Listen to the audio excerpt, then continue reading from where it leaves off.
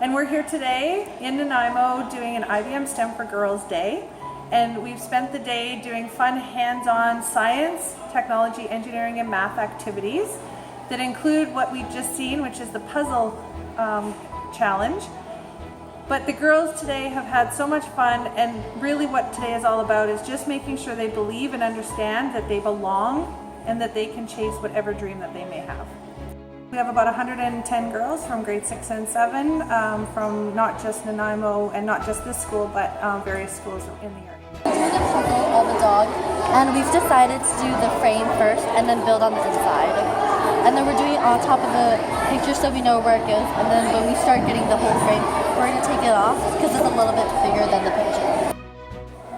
We're going to do a bunch of experiments, and one of the experiments where we put Skittles on Skittles on a plate and then poured water in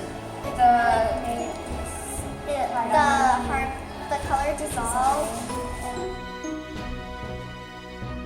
Squished strawberries, and it took the DNA, and it was like a little cotton ball, so we like took it out with a spoon. And then we also did an experience with oils and water, and then we put dish soap in it, and then we could see the different levels of density.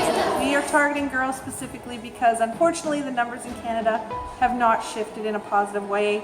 Girls are still not pursuing science, tech, engineering, and math. It was really fun to try all the different science experiments to see what would happen. I really like the jigsaw puzzles and the free DNA extraction. Yeah, it's just like a really good experience. Yeah. It just feels good to know that we can have a voice and not just men. Yeah. I